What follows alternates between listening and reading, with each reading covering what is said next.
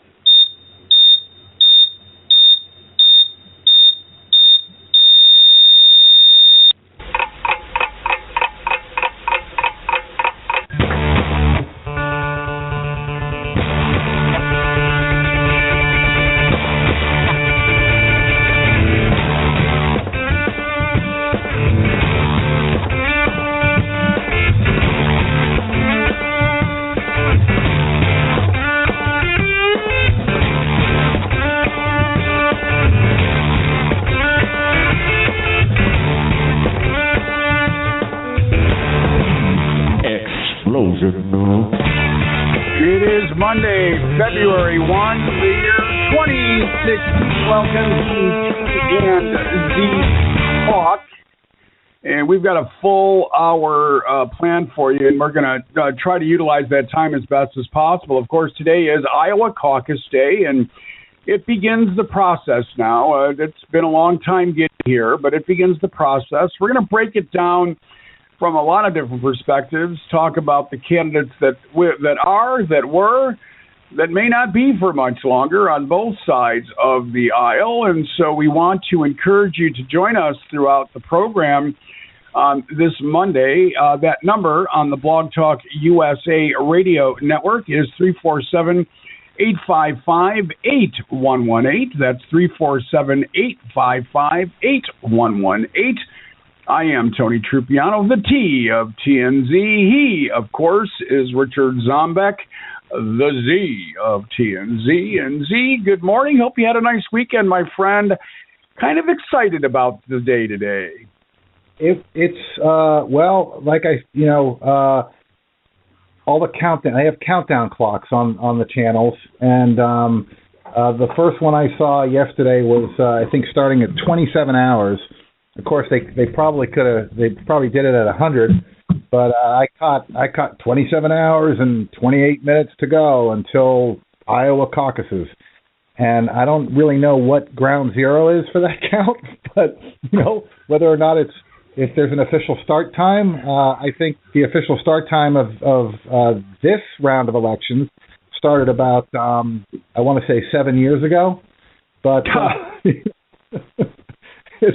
It's been like, I mean, if you're a political junkie in this climate, it's fantastic. Yeah, I mean, today's a payoff for, a lot of people that are really into politics. And, there's been the minutia of conversation. And, we can go back to when you and I were first talking about the candidates that were announcing, the first one, the second one, and, the whole Ted Cruz, Liberty University, where, they were in Rand Paul and everybody, all these kids are forced to go. And none of that stuff matters now. Now the votes actually count. And before we get into, and I do want to talk about the individual candidates, and we're actually going to be joined a little while by Michael Hanley. Excuse me, all of a sudden I've had hiccups, but Michael, of course, is on Blog Talk USA Network. But before we get into all that, it's interesting. We sit back and we look at, what today means in the bigger picture. And I think for the individual candidates, it's far more important today, Z, than it is for the process. We agreed last week, and actually previously to that Iowa and New Hampshire really isn't the king or queen maker that it once was. But for the individual candidates, today is either the beginning the middle, or for some, the absolute dead end of what has been months of struggle?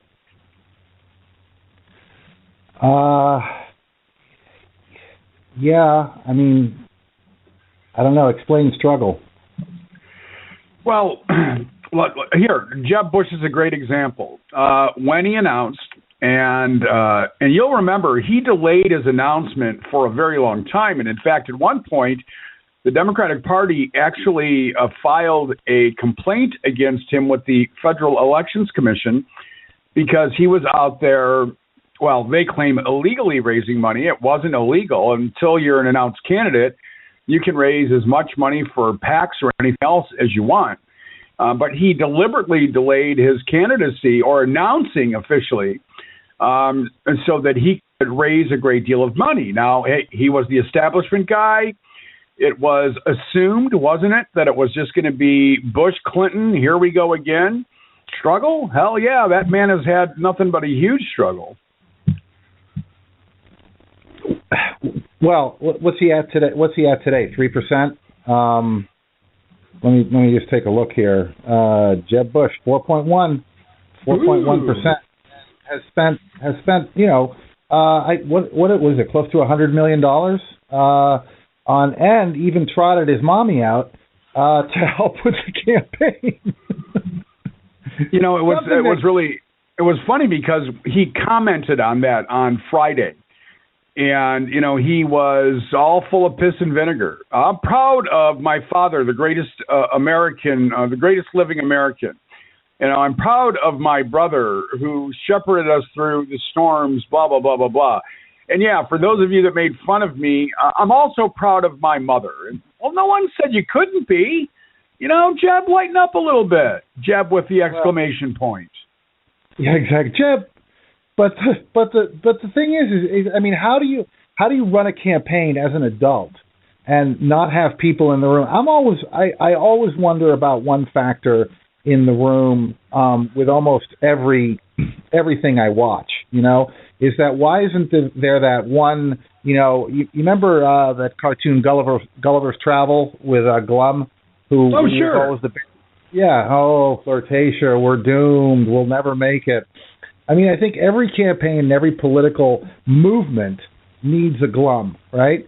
And every discussion of politics, every discussion of banking, every discussion of policy needs someone in the room that asks that one simple question: what could possibly go wrong, right? And, you see Jeb sit down and he goes, okay, so here's my plan. I'm going to bring my mom out.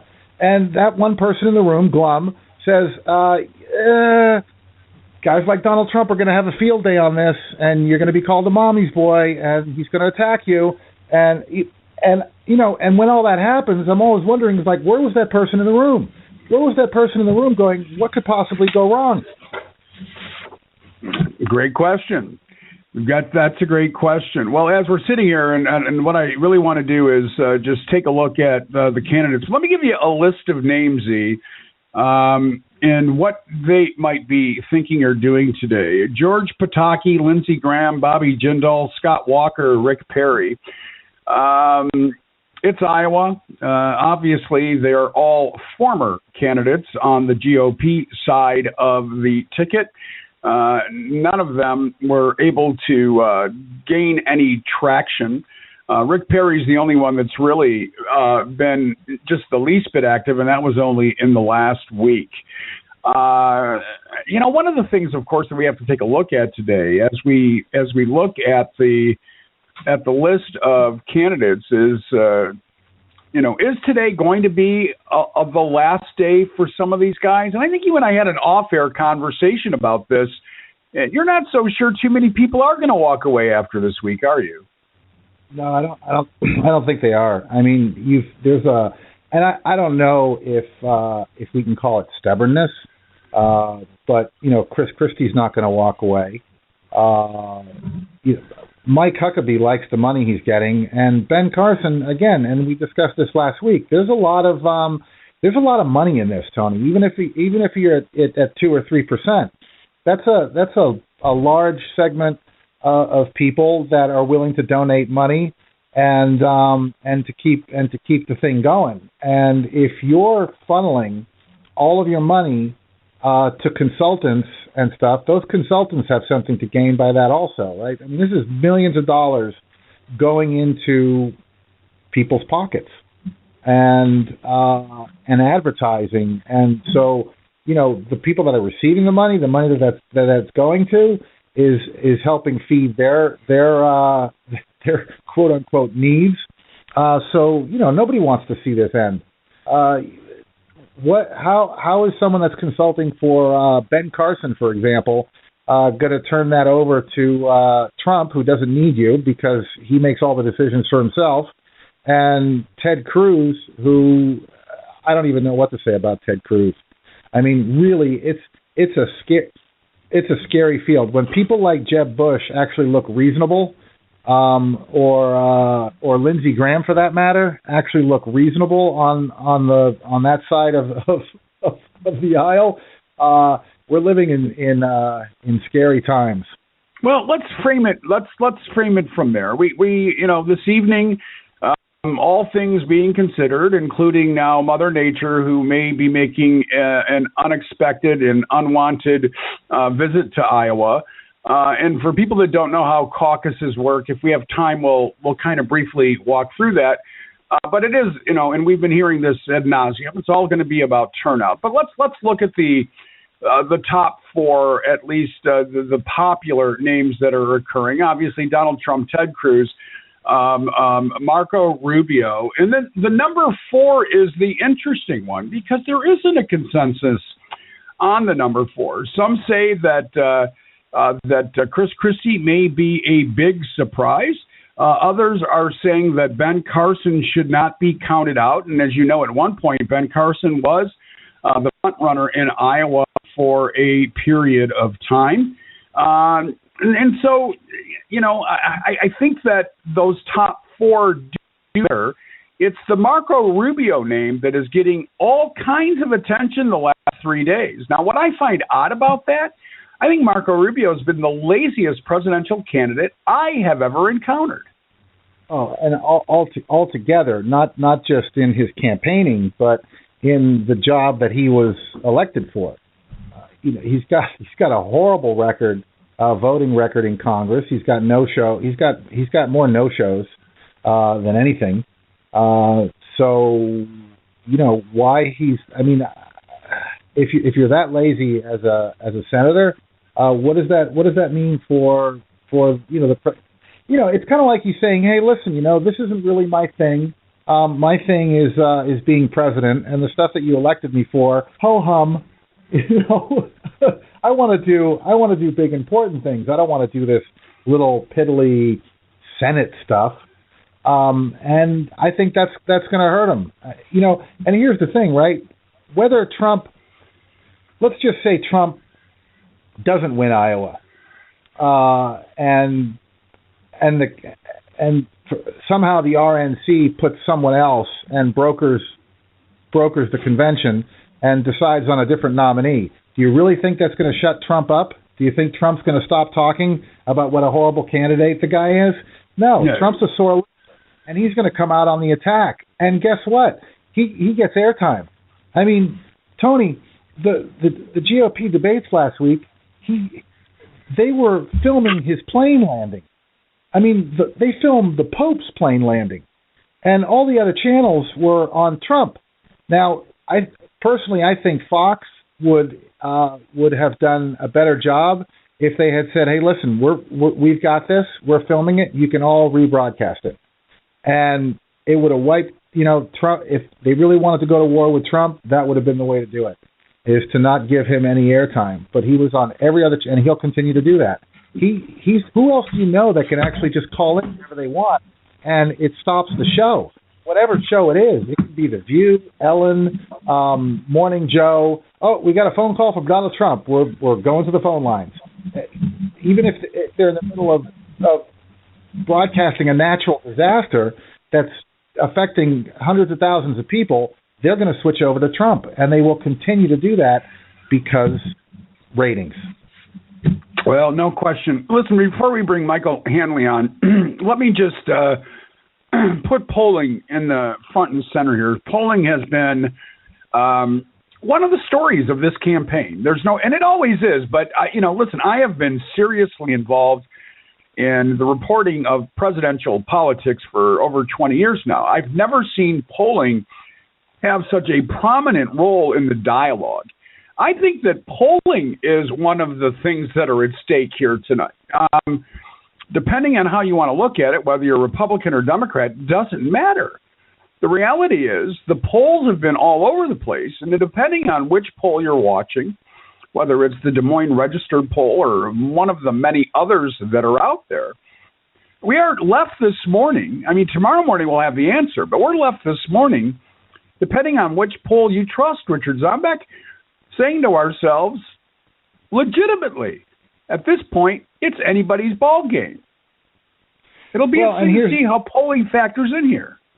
Well, and speaking of polling, I mean, what's interesting was that if you're reading the polls, some of the polls, for example, on the Democratic side, show Clinton beating Bernie, right? When Democrats are polled. When you include independents in that polling, they show Bernie beating Trump 2-1 over Clinton. So, it really depends what data they're including in the polling. And, and again, if they're polling millennials, I saw something on Facebook today that said a Guinness World Record was broken today when a multitude of millennials were gathered and transfixed by something other than their phone. And it showed a Bernie Sanders rally, and I mean, he raised $30 million in January.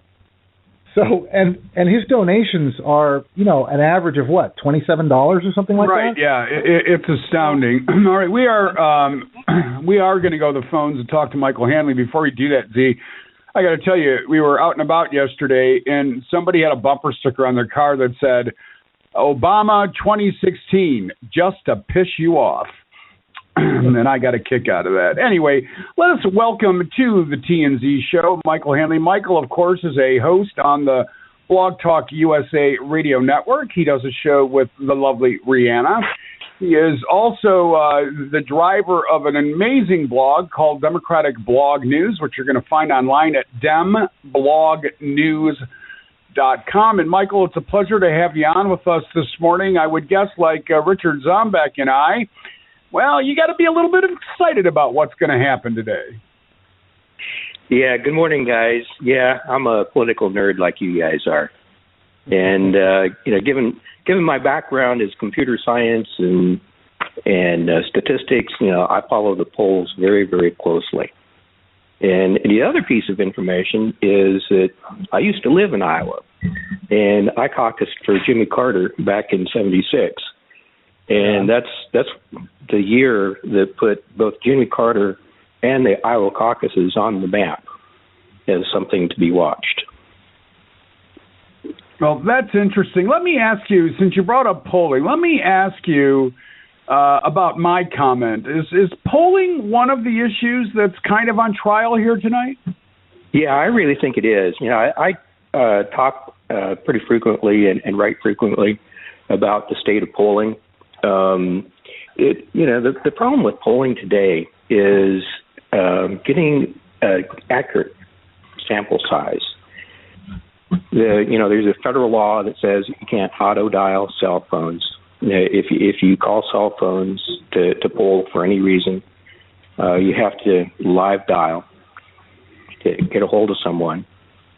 And most millennials, actually most everyone that carries a cell phone, if a number comes up that's not in their contact list, they're not going to answer. So getting a reasonable sample to do the polling is really, really hard these days. And I think it's most of the polls are missing a lot of people involved in politics, and particularly for Iowa. You guys were talking earlier about the difference in polling results. The polls that target specifically people that have participated in past Iowa primaries and Iowa caucuses. They're older people, older Democrats. They go for Hillary by about 9 points. The polls that sample all registered voters that say they're likely to participate in the caucus, those polls come in more or less even, a tie between Bernie and Hillary. There is a poll out just today, just this morning, that shows Bernie ahead of Hillary by 3 points. But even those polls really don't get at everyone that's going to attend the caucus tonight, because Iowa is one of those states where you can, if you're not registered to vote, you can walk in on Election Day to your polling place or your caucus place and register. So I think all the polling that's been done has completely missed the people that are just going to walk into the polling place. They have never been registered to vote, have never participated in a caucus before, and they're going to step up for Bernie. So I'll actually be really surprised if we don't see a sizable number of those people turn out for Bernie that just haven't been included in any polling sample by anyone.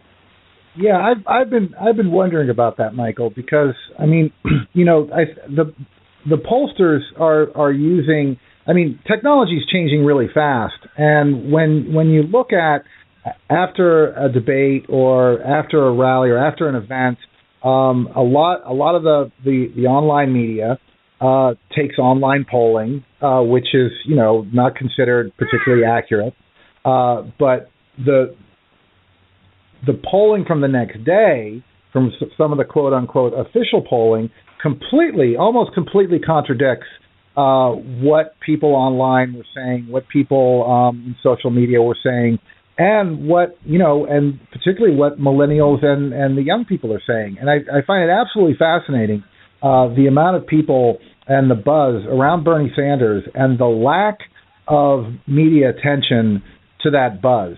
It's almost like, I mean, you could build an entire conspiracy theory around that conversation alone. Well, you're exactly right, and I don't know if it's a conspiracy theory, but it really makes sense if you look at who uses social media, to what extent, and who doesn't. The younger generation, of course, they grew up with social media. They're using social media to communicate, to get their news. They don't read newspapers. They don't watch TV anymore. They don't watch cable news or network news. They're all getting their news and sharing information on their social media channels. Older people, they're starting to use social media as well, but not quite to the same extent that the younger people are. And what the polling does tell us is that there is a very definite generational divide between the people supporting Hillary, they're age 50 and older people, and the people supporting Bernie, by a large divide. Everyone under 45, they go for Bernie by about 70 to 30. And more than just the polling, the online polling that's done after the debates and so forth. I actually watch the social media numbers. Just the raw amount of activity related to any of the candidates. Like the Twitter activity related to Bernie versus the Twitter activity related to Hillary's name. The Facebook activity, related to the two candidates. And if you just take a look at those metrics and follow those metrics as kind of a proxy for the quality of polling that used to be done by random home dial polls like Gallup, those social media metrics, which I believe today is a good proxy for polls, definitely gives Bernie the edge. More people are talking about Bernie and sharing information about Bernie, and more people are talking about even if it was a 50-50 split of people talking about Hillary or Bernie, more people are talking about Bernie in a positive light. There's more. We need to take a harder look at Hillary memes out there than there are we need to take a harder look at Bernie. The Bernie Sanders stuff that's coming out, his fans are rabid fans, and they're behind him. I would say at least 99%. Whereas a lot of people that are talking about Hillary are on the fence, and it's more of a decision as far as Hillary Clinton goes. Is do we want for lack of a better term, tried and true establishment candidate that's going to slowly move us into a more progressive area, or do we want a quick change? And I hate to use this term, but Bernie Sanders himself has used it, a political revolution in this country. And the youth of this country who are watching all of their social safety nets, all of their possibilities be squandered by, particularly Republicans, their freedom stripped, their choices taken away. They're going to be, we could look at that and say they have this naive kind of ideological attitude and idealistic view of the world, and that's why they're going for Bernie Sanders. But if they come out in droves to vote, it could be exactly what happens. You're right. And, I've written just a little bit about, we need a transformational president. Just like FDR, when he came to office in 1932, he was transformational in his approach to what government could do to, fix the economy, provide jobs, provide safety net, and so forth. And really, taking a look at the New Deal programs that FDR implemented, through the 30s, he was president from 1932 until 1980 because every president, Democrat or Republican, and almost everyone elected to Congress during that period really didn't want to go against the New Deal principles, the so-called big government principles. And when Reagan came in 80, he was transformational. Bill Clinton has made comments that he basically said Reagan was transformational. President Obama has made a similar statement that Reagan was transformational. And he was transformational because he changed the whole conversation of the country.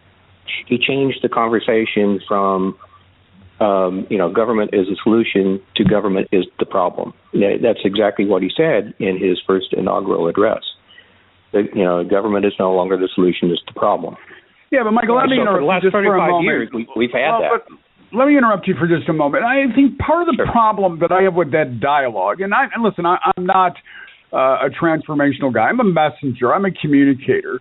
I think that oftentimes, especially when it comes to our leaders, and we see this with Donald Trump in a huge way, what Ronald Reagan did by saying that government was the problem was to give people permission to believe that government was the problem. Exactly right. But my issue with that is, we can identify the problem. He didn't provide a solution. In fact, all he did was complicate our lives by making government a bigger problem. Look what he did to organized labor.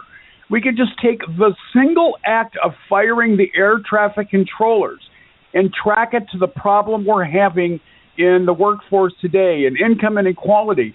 Yeah, he was transformational, but in some very disturbing ways. And unfortunately, when somebody does become transformational, they, don't ask, what you can do or the country can do for you, what you can do for country. Those are great lines. But if it's not backed with something substantive, and Ronald Reagan was great at one-liners, well, then we find ourselves where we're at today. We do need a true visionary. If based on the conversation that you and Zombek have been having for the last 5 minutes, if I were to pick a president based on that, then it must be Bernie Sanders and no one else. Well, I agree. And P.J. O'Rourke, he's a Republican humorist. Has this quip that Republicans are the party that believes government doesn't work, and when they get elected, they prove it. which is, I think there's a lot of truth to that. And I agree. I agree that what we need now is someone that provides a more transformational message, someone who changes the national conversation, if you will. And that seems to be more Bernie than Trump. Absolutely. Michael, I want to thank you. I want to thank you for your call. We've got others that like to get on, and so we're going to jump to them, but we'll listen to you on Tuesdays. Bet. Michael, you're always welcome. You don't need to ask permission to join the show. I appreciate the note this morning, but you're welcome, Michael Hanley, to join the program at any time you want. And again, I want to remind people that Michael's blog is Democratic Blog News. You're going to find them at demblognews.com. So please check that out. And Michael, thanks again for your time. There is another caller I want to get to. This woman's name is Shirley McKellar, and you may not know it, but you will. She is actually running for Congress against one of your and I favorite targets, Louis Gohmert. And she also does a show on Blog Talk USA. And Shirley, not necessarily the way I wanted to meet you, but welcome to the TNZ show. It's great to be your colleague. And my God, if there's anything we can do to help you get elected, you'll have to let us know. Thank you. Thank you. Good morning. And yes, there's everything that you can do. How are you? And it's a pleasure to listen in. My hellos to Michael, my dear friend out there. Listen, I'm enjoying myself. I didn't realize that I was going to be able to come in and say anything. I was just sitting here enjoying it and getting ready for my speech tonight at Stephen F. Austin University. How are you gentlemen doing?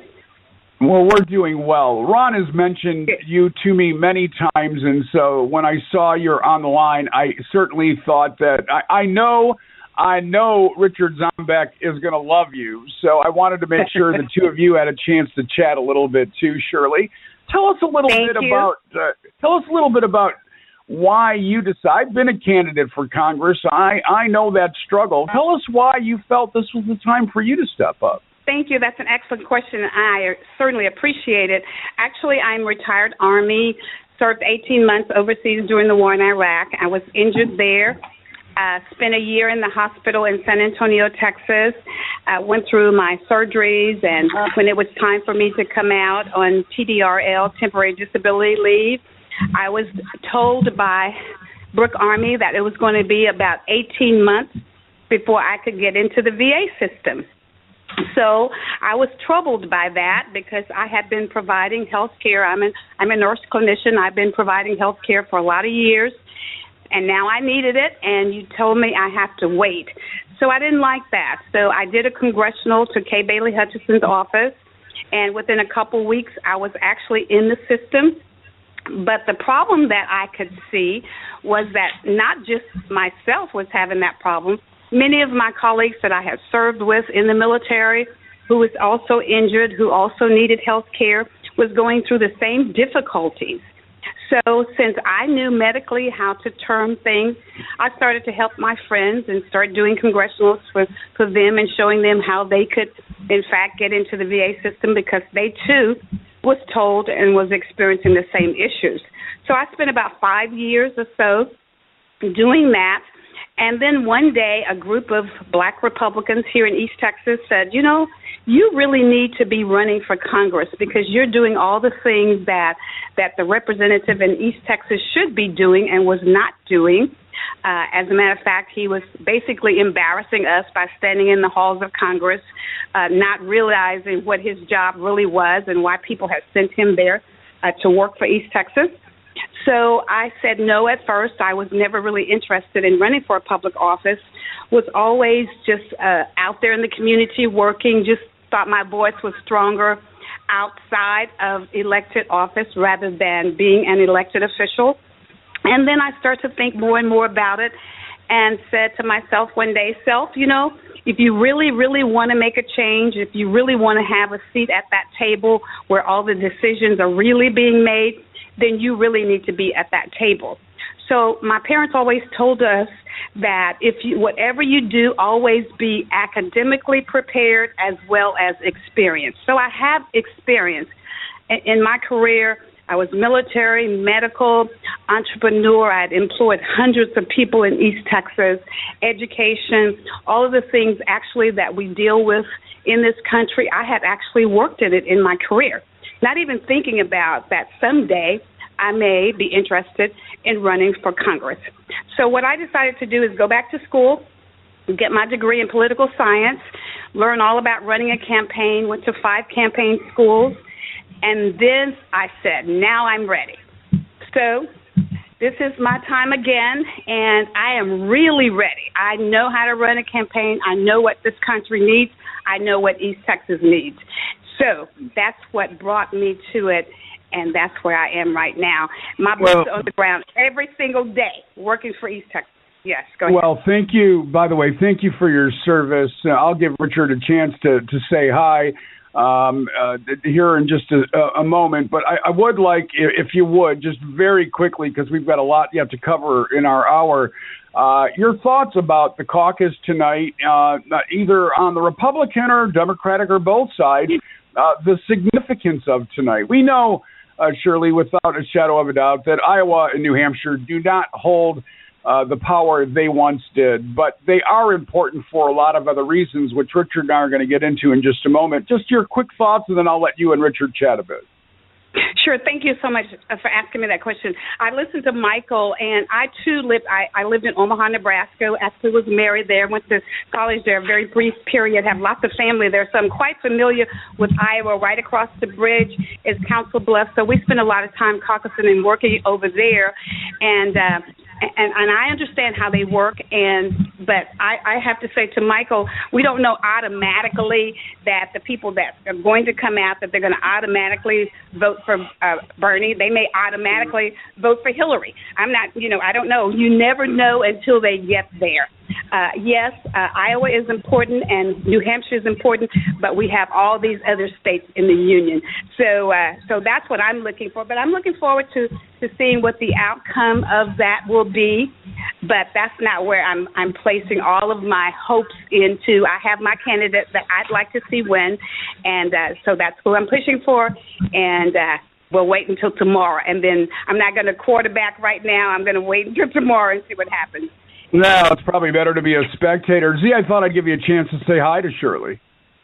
Well, I just think that anyone who's running against Louis Gohmert is a hero in my book. I mean, he's one of those people that I watch just for comic relief. I mean, some of the stuff that I don't even know how he got a position as an elected official. I mean, the list of ridiculous things that comes out of his mouth sometimes is just we'd need a 5-hour show just to talk about them in detail.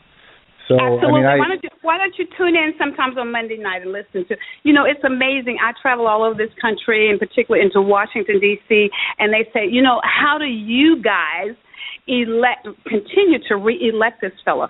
And I say to them, you know what? That's a question that I ask every single day. I don't understand it. And so that's why I am out there every single day trying to educate people, to let them know just how this fellow is voting for them or not voting for them in Washington, D.C. Many of our people just don't keep up with what's going on politically, so they don't really know how this fellow is voting for us in Washington, D.C., or should I say against us. Against you is more appropriate. Shirley, give us real quick, when are you on? And I know we can find you on the Blog Talk USA radio network, but you said Monday, what time? Monday night, Marvelous Monday. We come on at 8 p.m. here on Blog Talk USA. We also come on Wednesday morning on WGLRO, 8 o'clock Texas time. And then, of course, regular commercial radio. I come on every Thursday, midday, 12:15 on KGLD, 1330 a.m. So I'd love to invite all of the people to listen in so we can talk about Louis Gohmert and the things that's going on in East Texas. Well, Shirley, again, thank you for the call, and we'll get all that information out to our listeners. Z, let's for a moment, one of the things I really wanted to talk about today is winner aside, just winner aside right now. What do you think the significance of the caucus is today for those that end up in the top 4? Well, I think Iowa wants us to think that it's a significant event, right? And this is something that's been going on for, like as Michael mentioned, several decades now. But I don't, who Santorum was winner of the Iowa caucus, wasn't he? And Huckabee and others, right, yes. And so really, what does it say? I mean, I don't, I hate to say it, but I just don't think. I think these are more sideshows than anything else. I don't think they really determine anything aside from it's a great thing for political nerds to watch, to pay attention to, and to talk about on political talk shows. Right. And I think the excitement is more around what are the surprises going to be than what are the outcomes going to be. Well, and so let me frame it maybe a little different way. I think for those that will end up in the top 3 or 4, and we can speculate to who they are, but that's irrelevant. I do believe what it does do for them is either give them a cash infusion, which they will listen. Let's make no bones about it. If Bernie Sanders wins tonight, guaranteed he'll bring in $10 million overnight. Guarantee you that will happen. And that's true for either side of the aisle. Whoever wins, especially if they weren't necessarily expected to. Now, as an example, let's say Chris Christie performs really well, ends up in the top 5. That's going to help him more than it will help Donald Trump to win, because Donald Trump's really not exactly expected to win, and he doesn't need Iowa. And the dynamic is different. So this Iowa caucus and the New Hampshire caucus, for a lot of these candidates, is really life and death. And again, it's not about winning and losing. It's about the money. It's about the ability to perform. And some of them will lose that ability almost instantaneously after the votes are counted tonight. Yeah, I was kind of wondering about your Trump comment, and that started me into a whole other rabbit hole that my head went into. Go there. And I think you're right. I mean, I was trying to figure out if I were asked the question, who would you predict were going to be the 2 winners tonight? I would have to say, reluctantly, I would have to say Cruz and Clinton, and only because it's Iowa, right? White bread, reasonable, cautious. They take this very seriously. They don't make wild predictions, but then again, Santorum and Huckabee. So as far as not making wild predictions, who knows? And right now with the Trump factor, and not just the Trump factor being Trump, but the wild fluctuation of support and people's opinions that both Trump and Bernie Sanders have brought into this race. At this point, I'm just, the only thing I can do is wait and be surprised. But if I were to make a prediction, I would say Cruz and Hillary. All right. Well, and for a moment here, I've been thinking about this, and again, going back to the polling and Hillary and Bernie back and forth now within the margin of error. I think that, and again, the Clinton campaign has been masterful, and this isn't rocket science. We know how to play politics, especially at the Clinton level. They know how to play politics. That winning Iowa or not winning Iowa is not a game breaker for her, and it's not. But I believe, my own personal opinion, it hurts her to lose tonight. I believe it hurts her to lose tonight, and I think that, she certainly could lose New Hampshire. I think it's a bigger deal than anybody, including the pundits, are letting on. I believe that Hillary could find herself in 2008 kind of trouble if she doesn't have a serious showing tonight. Yeah, well, and here, I think you're right, and I think there's a lot of stuff that kind of damages her reputation, particularly around the things that Sanders is talking about. He wants to break up the big banks, for example. A lot of things that millennials and the youth are behind: his student loans, his health care policies and plans, and things like that. And, meanwhile, you've got Hillary Clinton that's getting $250,000 to speak at Goldman Sachs. And that's just recently, right? And she continues to get money from big banks and big corporations and makes no bones about it. There was something that Michael said that I was trying to break in to the conversation when he was talking about this, and this whole idea of transformational candidate or transformational president. And transformational is a word that is akin to Times Person of the Year, right? Is that it doesn't necessarily mean that you've done a good thing. I mean, Hitler could be Times Person of the Year because of the attention that he drew and the things that he did to transform the world. So, this idea of transformational, I think, for example, a lot of the consequences, yes, you can attribute transformational to a lot of Reagan's things. But going to the candidates today, Trump, for example, has been incredibly transformational. And you can see that just on, for example, the Huffington Post's reaction to Trump is back in June.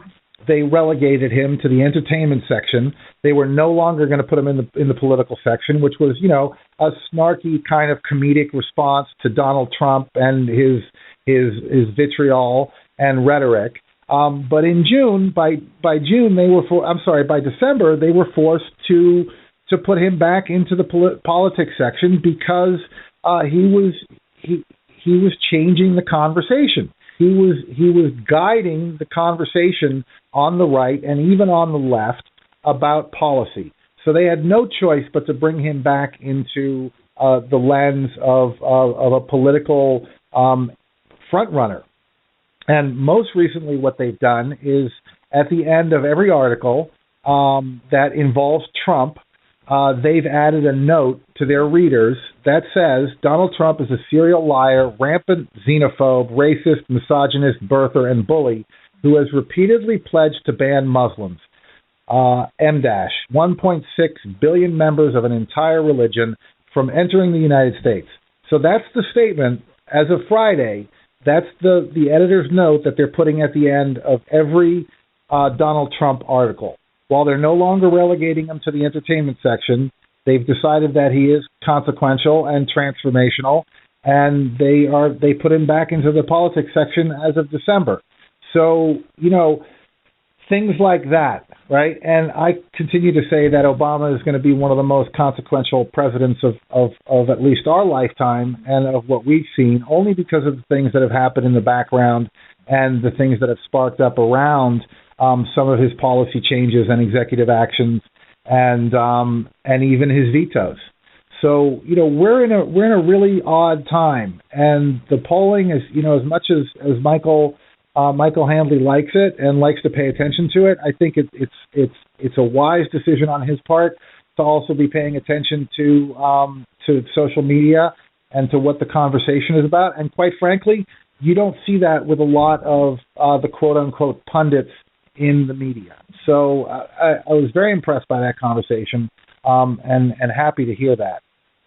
Let me ask you, and I'll give you my quick thoughts on Marco Rubio. Although I said at the very beginning of our discussion today that by all measure, he is the laziest presidential candidate I have ever encountered, and certainly has no interest in doing the job in which he was elected to do, which is as United States Senator, as sad as that is. But he is doing extremely well and continues to build momentum. I think he's going to do well tonight. I think he's going to end up in the top three. He claims, and I'm saying it's just a claim because I don't know what the strategy is there, but he claims that he's never been a one-state strategy kind of guy, that this was never about Iowa, then New Hampshire, then Nevada. None of that matters. He's running for the presidency of the United States, and let the chips fall where they may. Interestingly, the New York Times this weekend made endorsements, and they endorsed, not surprisingly, Hillary Clinton in a glowing endorsement. But on the Republican side, they endorsed John Kasich, the governor of Ohio, former Ohio State Senator, former U.S. Rep from Ohio, and gave him a pretty damned good endorsement. At the same time, really reminding readers, that John Kasich is very much a conservative Republican, not a moderate at all. Has been front and center at some hardcore Democratic issues that would make him a disaster to Democrats. And yet he has also proven that when push comes to shove, he can change the conversation and is willing to negotiate and find middle ground. Yet he has had little or no traction. Here's Marco Rubio, a guy that really can't even balance his own checkbook. I believe that there's some criminal behavior there. And I read a lot of stuff. He takes days off. Candidates don't do that. It's just, I find, again, the process in this cycle very odd, but I don't know what it is. And I'm just asking you, does Marco Rubio scare you? And I don't mean that in a good way. Marco Rubio does scare me, only because of his policy. But here's the thing. Here's my opinion about Marco Rubio. And Marco Rubio answers a need that the Republicans have, right? And if you go back to John McCain and his campaign, their thought was that they were running against Hillary Clinton, so they needed a woman. So they went out and they found a woman, right? and if you say so. And we've been cursed with Sarah Palin ever since, right? So she was a nobody until then. But the only reason they picked her, in my opinion, this is my opinion, was that she was a woman. And Marco Rubio answers a very similar parallel need that the Republicans have. They need a Hispanic and they need a young guy. And Marco Rubio answers both of those. Whether or not he's electable is a whole different story. Now, here's the difference between the Republicans and the Democrats.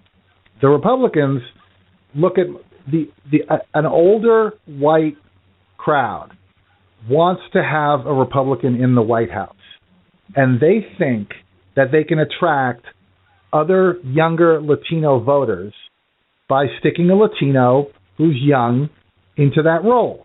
So I'm speculating that my support, that his supporters, while they may support his policies, support him because they think that he could win among the youth and Hispanics and Latinos.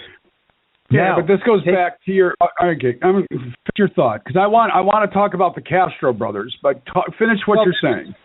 That's exactly where I was going, right? Now, you take the other side of the aisle, and you take Hillary, that there's a lot of speculation that she's thinking of bringing Julian Castro in as a VP. The fact that he's Hispanic and young is a bonus to his being a good politician and having good policy. It's not the singular reason to bring him in. He's a good politician. He has good policy. He's an honest guy. He's done tremendous things, and both he and his brother have done tremendous things and risen in the ranks of the Democratic Party. So the fact that they're bringing him on isn't because of his Spanishness, it's or because of his youth. That's a bonus, granted, but it's not the singular reason for bringing him in to a political position with that much power. Whereas I think the Republicans look at Rubio as, oh, well, he's young and he's Spanish. Screw everything else. We need the White House back. Very quickly, we've got a few minutes left. Mark O'Malley, do you think he'll finally just say whatever he's going to say? I know he's been running since third grade, but, listen, he can't get above 5%. And I think that's maybe in his hometown. I mean, he's not hurting anything, but he's certainly not going to do anything. No, and his comedic sidebars that kind of serve as maybe a break in the otherwise entertaining debate he's a political ad every time he talks. And, I just love that. It's like that whole statement. He's been running since he was 5 years old. He's been campaigning for president since he was 5 years old. And he really comes across that way. He puts on this smile and he's energetic. I don't know if you saw the clip of him singing an Iowa song, but he was on the verge of yodeling in one of the videos that I saw, and just pandering, and I'm here for you, and I just love being here, and this is just so wonderful, and a guitar, and he breaks into song in the middle of a rally, and you want to laugh, but you just feel so sorry for the guy that it's uncomfortable. It's like watching a comedian bomb on stage. You feel pain and angst for the guy because you just know that it's failing so miserably. And in O'Malley's case, he doesn't seem to know it. He doesn't seem to know that he just doesn't stand a snowball's chance in hell. All right. So in the last minute or so that we have, and I'll give you what I think are names that may disappear after today. And listen, we're looking at Rick Santorum, Rand Paul, John Kasich, Mike Huckabee, Jim Gilmore, who I forgot was even around, Carly Fiorina, and Chris Christie. The ones I didn't mention are and Jeb Bush. I'm sorry, the ones I didn't mention are obviously doing well enough where they will stay around. I don't think Carly Fiorina will go away anytime soon. I do think Mike Huckabee, if not this week, next week, will walk away. Ben Carson may start the rumor that he's going to walk away. He actually talked a couple of weeks ago about running for Congress at some point. I've never heard of a presidential candidate talking about a potential run for Congress, but, we'll leave that where it's at. John Kasich, I think, is going to stay around a while. Rand Paul, well, I feel bad for the guy because there was a time where, maybe he could have made a name for himself. But when he shows up at a rally last week with his father, Ron, who is far more popular than Rand will ever be, and only 222 people show up, that pretty much is writing on the wall.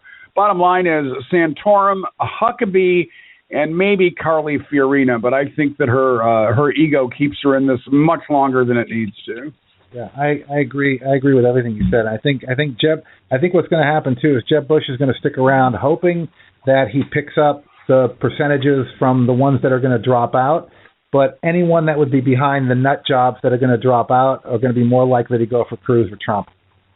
Agreed. And at some point here, because there is an organized effort through the PACs that the Republicans that are there, that were there, do not want Donald Trump to be the nominee, and that they will gang up on him. I don't think it works. Z, we are out of time for today.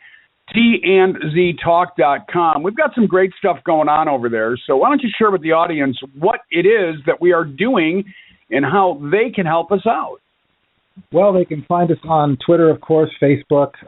Followers are always welcome.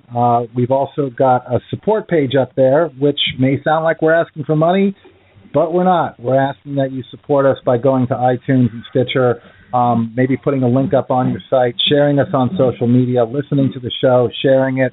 Ratings on iTunes are key. If you could head over there, we've got a link on that. You can go to TandZTalk.com, click on the support link, and that'll take you to a page that'll give you an outline of some things you can do to help us out and to support us. Anything is appreciated. And, of course, there are contact forms all over the place. If you have an idea for the show or would like to be a guest on the show or talk about your blog or your website, drop us a line, and we'll see if we can't make it happen. So, again, that's TandZTalk.com. You can find all the information you're ever going to need right there. I cannot wait for tomorrow's show. I just cannot wait. You got to know this is going to be fun. So in the meantime, everybody have a great day. I am Tony Trupiano. He is Richard Zombek. I want to thank the Blog Talk USA Radio Network for their support. Michael and Shirley and everybody that was listening today, thank you. I mean, thank you. We're doing this because we hope that at some level we're making a difference. In the meantime, have a great day. And as always, we ask that you be well.